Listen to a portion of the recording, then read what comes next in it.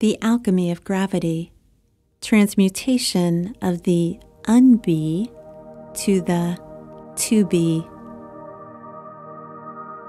Electron is the power of the spirit. It's not the spirit. Like the cell is the power of living matter. Electron is the power of spirit. It's the carrier of the nothing to the everything, the same as the cell, from the chaos to the ordain, from the absence to the presence, from antimatter to matter. In antimatter, there is as much power as in matter. The only thing that anti doesn't have is the combining force, the spark, which is classified as energy. Antimatter, to be matter, needs a power source to go from one stage to another stage. That energy and source of power is the perfect vehicle for creation. In fact, that force is everywhere. But in matter, it has a way to be. In nothingness, in antimatter, that source of energy doesn't know it is. Where in matter, it finds its way to be recognized and therefore to have a function that can be the first electron or first cell. That force that is everywhere, we call it spirit. In fact, spirit to be recognized needs gravity. Absence of gravity does not allow the power to recognize one another to be combined to create matter. Because of that, in empty space, if you apply gravity, you can create matter. Because of gravity, you can create all in whole. The components have the same function from anti-space to space, from nothingness to matter, spirit to matter. So the question should be, what is the power of gravity?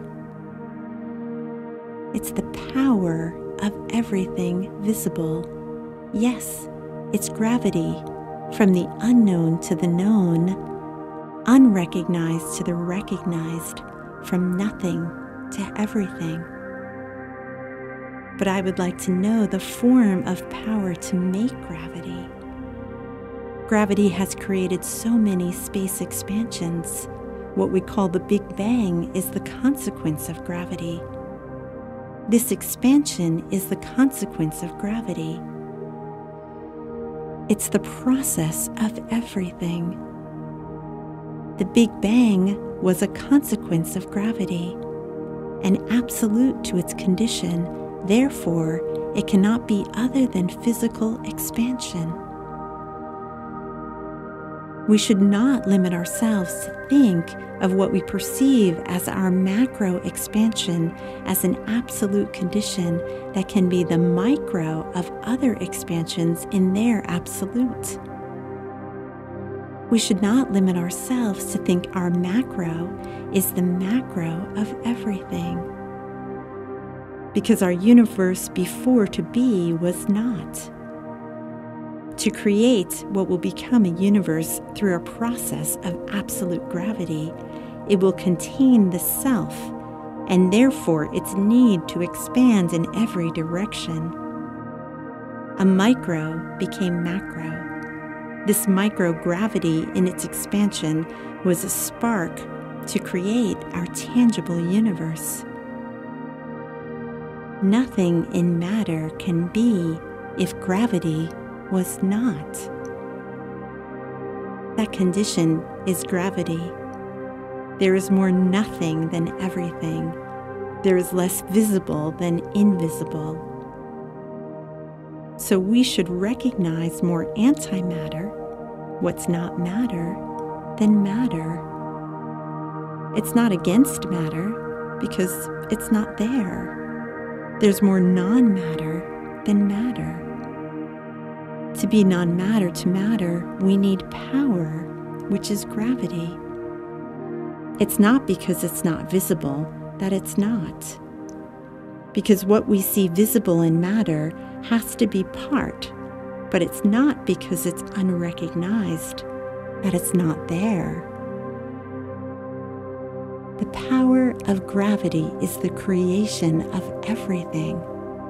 It makes the possibility of the multiverse because of the infinite expansion where our macro is a micro expansion.